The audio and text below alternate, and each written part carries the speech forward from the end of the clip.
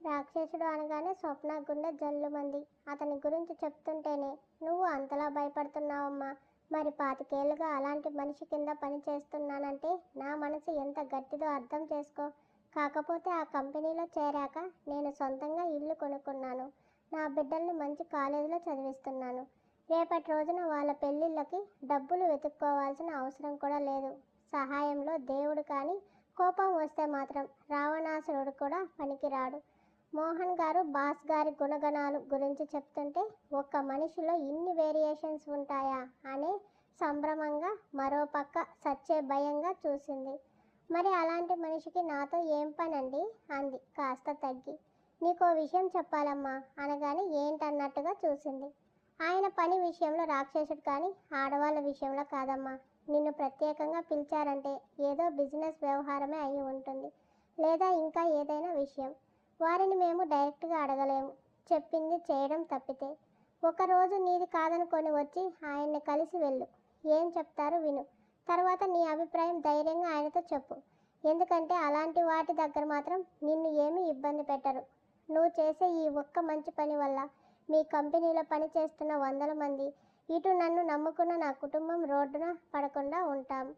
అలాగే నీ జీవితం కూడా ఇబ్బందుల పాలవ్వకుండా ఇప్పుడు ఉన్నట్టే ప్రశాంతంగా ఉంటుంది. పెద్దవాడిని, నీ మంచి కోరి చెప్తున్నాను, నా మాట వినమ్మా అని ఎంతో బతిమాలుతూ అర్థమయ్యేలా చెప్తున్న అతన్ని చూసి జాలేసింది.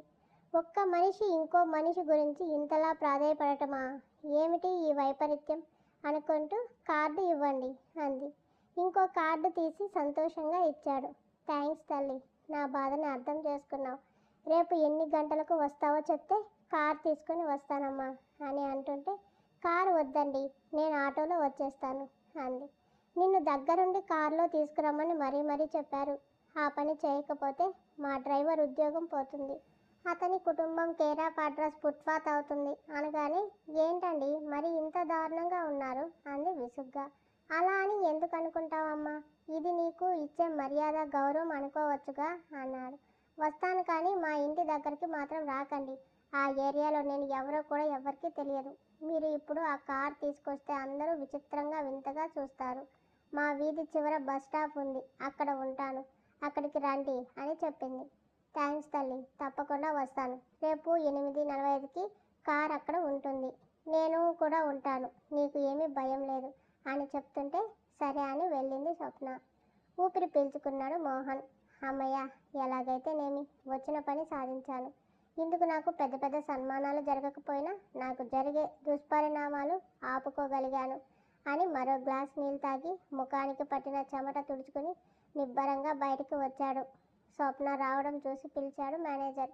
ఏమిటి స్వప్న, ఎందుకు వచ్చారు అని అడుగుతుంటే, ఈ విజిటింగ్ కార్డు ఇచ్చి రేపు వాళ్ళ బాస్ని కలవమని చెప్పారు సార్ అంది. నిజమా? ఆ కంపెనీ ఒక శిఖరం, అలాంటిది వాళ్ళే వచ్చారంటే ఏదో బలమైన కారణం ఉంటుంది.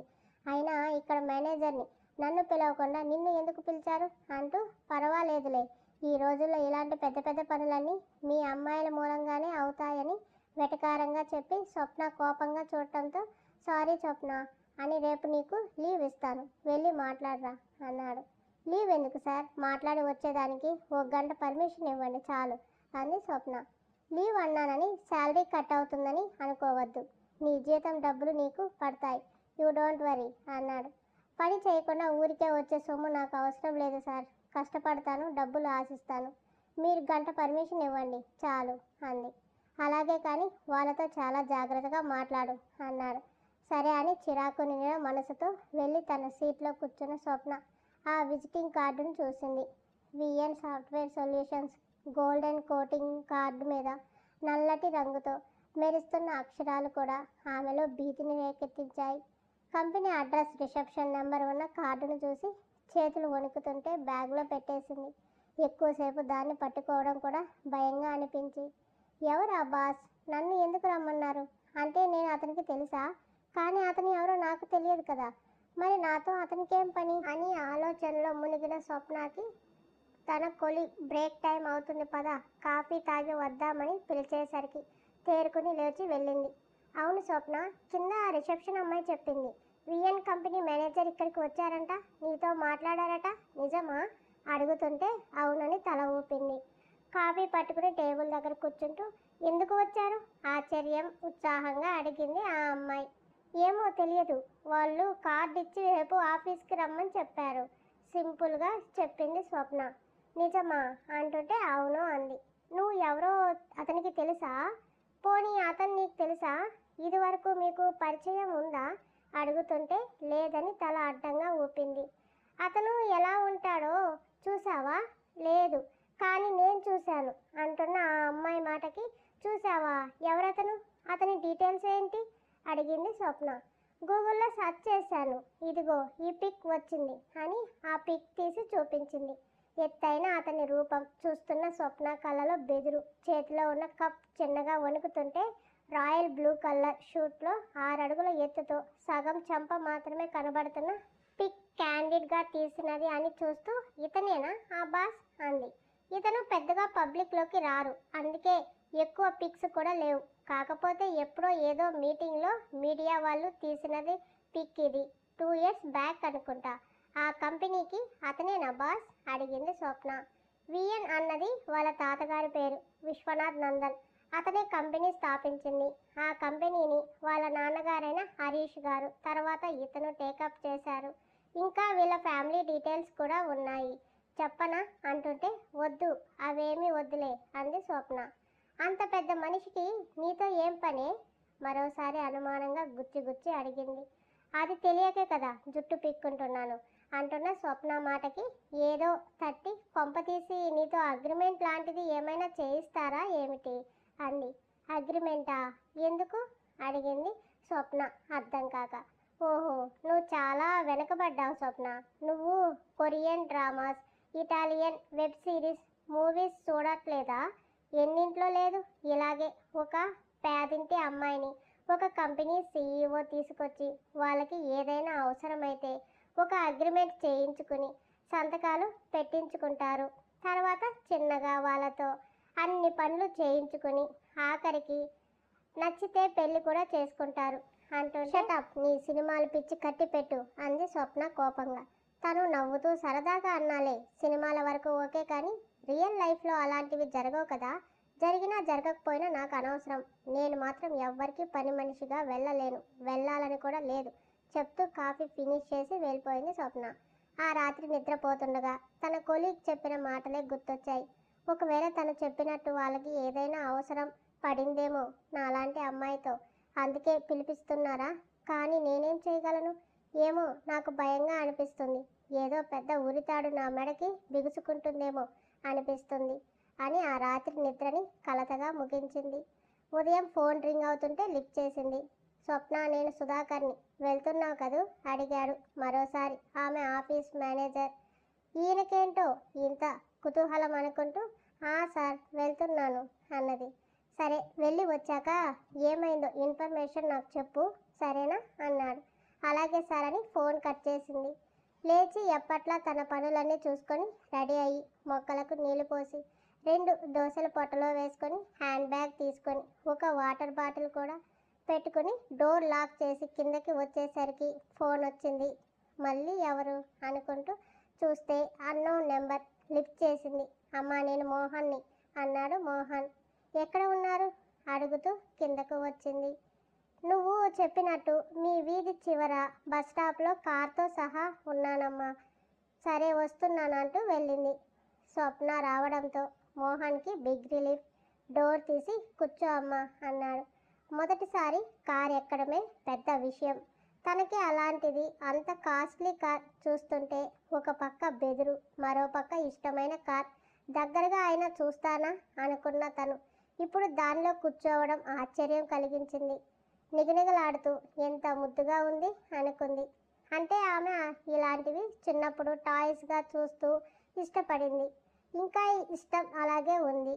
కార్ బయటే కాదు, లోపల కూడా మెత్తగా కుషన్స్లో కూర్చుంటే అస్సలు అలసట రాదేమో అన్నంత సౌకర్యంగా ఉండటం చూస్తూ తగిలితే కందిపోతాయేమో అని సీటుకి తగిలి తగలకుండా కూర్చుంది. డ్రైవర్ కార్ స్టార్ట్ చేయడంతో స్వప్న గుండె వేగం పెరిగింది. అసలు తను ఎక్కడా, ఈ కార్ ఎక్కడా? చూసి సంతోషపడే తను ఇవాళ ఈ కారులో ఉంది.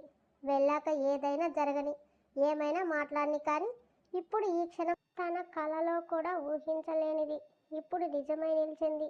ఈ క్షణం ఆస్వాదిస్తే చాలు అనుకుని గుండె నిండా ఊపిరి తీసుకుని కార్ని చూస్తూ ఉంది. గత 4 రోజులుగా ఇదే కార్ని చూసి భయపడి వణికింది, కానీ ఇవాళ అంత భయం లేదు. ఎందుకో ఏమో మరి. బహుశా తనకి నచ్చడం వల్ల కాబోలు. హార్ట్ బీట్ అలా రైజ్ అయ్యింది. పావు గంట ప్రయాణం తర్వాత ఆఫీస్ ముందు కార్ ఆగడంతో ఆ బిల్డింగ్ చూస్తూ మోహన్ వెంటే లోపలికి వెళ్ళింది. అమ్మా, నువ్వు అలా వెళ్ళి కూర్చో, ఒక 5 నిమిషాల్లో వస్తాను అని చెప్పాడు అతను. సరే అంటూ రిసెప్షన్కి కాస్త దూరంలో ఉన్న చైర్లో కూర్చుంది. బాస్ వచ్చారా అడిగాడు మోహన్. ఇంకా రాలేదని చెప్పింది రిసెప్షన్ అమ్మాయి. సరే, వస్తే వెంటనే ఇన్ఫామ్ చెయ్యి అని చెప్పి స్వప్న దగ్గరికి వెళ్ళి, సార్ ఇంకా రాలేదమ్మా, టైం ఉంది కదా, వచ్చేస్తారు, టీ కాఫీ ఏమైనా తాగుతావా అని అడిగాడు. వద్దండి, టిఫిన్ చేసి వచ్చాను, అతను వచ్చాక చెప్పండి. సరే అమ్మా అని వెళ్ళిపోయాడు. అతను 5 నిమిషాలు అన్నది కాస్త అరగంట అయ్యింది. మోహన్ రాలేదు, ఆ బాస్ కూడా రాలేదు. పక్కనే ఉన్న బిజినెస్ మ్యాగజైన్ తీసుకున్న స్వప్న నిన్న తన కొలీగ్ చూపించిన ఫోటో లాంటిదే ఉండటం చూసి షాక్ అయింది. కాకపోతే ఇప్పుడు ముఖం చాలా స్పష్టంగా కనబడుతుంది. చూస్తున్న స్వప్న కళ్ళు పెద్దవయ్యాయి. అతని ముఖంలో నవ్వు లేదు. చాలా చాలా సీరియస్గా ఆ డీప్ బ్రౌన్ ఐస్లోకి 2 సెకండ్లు చూస్తే చాలు వణుకు పుట్టి సత్యంత షార్ప్గా ఉన్నాయి. ఎందుకు అతన్ని చూసి అంతలా భయపడుతున్నావు స్వప్న అడిగిన మనసుకు. అది నీ ఫోబియా అంది మెదడు. కాకపోతే నీతో మంచిగా మాట్లాడే మగవాళ్ళని నీ మెదడు వెంటనే పసిగట్టి ఆ భయాన్ని నీ దగ్గరికి రాకుండా చేస్తుంది. వాళ్ళు ఏమాత్రం నీకు నచ్చకపోయినా హాని చేస్తారని తెలిసినా నువ్వు ఫైంట్ అయ్యే ప్రమాదం ఉంది అని తన మైండ్ హెచ్చరికలు జారీ చేసింది. ఇలా చెప్పి నన్ను భయపెట్టకు అని మనసుని మెదడుని అదుపు చేసుకుంటూ దాహంగా ఉండటంతో వాటర్ తీసుకుని తాగింది. అరగంటకి ఇంకో గంట గడిచింది. కూర్చుని కాళ్ళు నొప్పులు వస్తున్నాయి. ఏంటి ఇలా వదిలిపెట్టేశారు? టైం సెన్స్ లేదా ఇతనికి? 9ంటికి రమ్మని చెప్పి 10:30 అవుతున్నా పత్తా లేరు అనుకుంటూ గడియారం చూసింది. మోహన్ కూడా ఎక్కడా జాడలేదు. నేరుగా రిసెప్షన్ దగ్గరికి వెళ్ళి, మీ బాస్ మాట్లాడాలి, రమ్మని పిలిచారండి, ఇప్పటి వరకు రాలేదు అంది. సార్ ఇంకా రాలేదు మేడం, వచ్చేస్తారు, కాస్త వెయిట్ చేయండి. ఇప్పటికే 1:30 అయింది, ఇంకా ఎంతసేపు అండి? ప్లీజ్ మేడం, సారు మిమ్మల్ని పిలిచారంటే ఏదో ముఖ్యమైన విషయం అయి ఉంటుంది, రాలేని పరిస్థితిలో ఉన్నారేమో, ప్లీజ్ అని రిక్వెస్ట్ చేసింది. ఇంకేం చేయలేక వెళ్ళి కూర్చుంది. మధ్యాహ్నం 1 గంట అయ్యింది. స్వప్నకి చాలా కోపం వచ్చింది. సుధాకర్ తన మేనేజర్ లీవ్ ఇస్తాను అన్న వద్దని గంట పర్మిషన్ అడిగింది, కానీ ఇక్కడ ఒక పూట పట్టింది. మార్నింగ్ వచ్చిన మోహన్ నెంబర్కి కాల్ చేసింది. రింగ్ అవుతుంది కానీ లిఫ్ట్ చేయడం లేదు. చాలా చిరాకు పుట్టి లేచి వచ్చేద్దాం అన్నంతలో రిసెప్షనిస్ట్ స్టిఫ్గా నిలబడటం చూసి తను లేచి నిలబడి అటువైపు చూసింది. గ్లాస్ డోర్ నుంచి 6 అడుగుల ఎత్తు బ్లాక్ షూట్లో ఫోన్ మాట్లాడుతూ ఒక చెయ్యి పాకెట్లో పెట్టుకుని ఎదురుగా ఉన్న లిఫ్ట్లోకి వెళ్ళిపోయాడు అతను ఎవరో కాదు, ఇందాక బుక్లో చూసిన అతనే. స్వప్న స్టాచ్యూలా ఉండిపోయింది. వెనకే మోహన్ పరిగెడుతున్నాడు, కానీ అప్పటికే లిఫ్ట్ వెళ్ళిపోయింది. గబగబా మెట్లు ఎక్కాడు. జాలేసింది స్వప్నకి. అంత పెద్ద మనిషిని కూడా పరుగులు పెట్టిస్తున్నాడు ఇతను అనుకొని. సరే వచ్చేసారుగా, పిలుస్తారేమో, మాట్లాడి వెళ్ళిపోతే ఇక ఇక్కడికి రావాల్సిన అవసరం లేదని మళ్ళీ కూర్చుంది. ఇంకో గంట గడిచింది. ఆకలేస్తుంది. ఉదయం ఎప్పుడో తిన్న దోశలు అరిగిపోయాయి. ఏం పని చేయకపోతే ఆకలి తెగవేస్తుంది. ఏమిటో పనిలో పడితే అస్సలు గుర్తుండదు. వచ్చేసారు కదా ఇంకేంటి అనుకొని ఫ్రస్ట్రేషన్ ఫీల్ అవుతూ మోహన్కి కాల్ చేసింది. లిఫ్ట్ చేయలేదు. మాట్లాడుతున్నాడేమో అనుకుని ఇంకాసేపు చూసింది, కానీ ఇక తనకి ఓపిక నశించింది. తనేమీ ఖాళీగా లేదు కదా ఇక్కడ వీళ్ళ కోసం పడిగాపులు కాయడానికి. అందుకే చెప్పా పెట్టకుండా బ్యాగ్ భుజానికి తగిలించుకొని నేరుగా బయటకు వచ్చేసింది. ఏదో పనిలో ఉన్న రిసెప్షనిస్ట్ అటుగా చూసింది. అక్కడ స్వప్న లేదు. బాప్రే, ఈ అమ్మాయి ఏది వెళ్ళిపోయిందా? గబగబా బయటికి వచ్చి చూసేసరికి ఆటోలో వెళ్ళిపోతూ కనపడింది. మై గాడ్, ఈ విషయం సార్కి తెలిస్తే అంతే అనుకుంటూ వెంటనే మోహన్కి కాల్ చేసింది. లిఫ్ట్ చేసిన మోహన్, ఏంటమ్మా అన్నాడు. మీరు తీసుకొచ్చిన ఆ అమ్మాయి వెళ్ళిపోయింది మోహన్ గారు అంది. గుండెల్లో బండ పడ్డట్టయింది అతనికి. ఎదురుగా ఫోన్ మాట్లాడుతూ ఎవరినో మాటలతోనే చంపేసేలా వార్న్ చేస్తున్న బాస్ని చూసి ఇప్పుడు ఈ విషయం తెలిస్తే అతను వచ్చినప్పటి నుంచి స్వప్న వచ్చిందని చెప్పడానికి కూడా టైం లేదు. అలా ఉంది అతని షెడ్యూల్.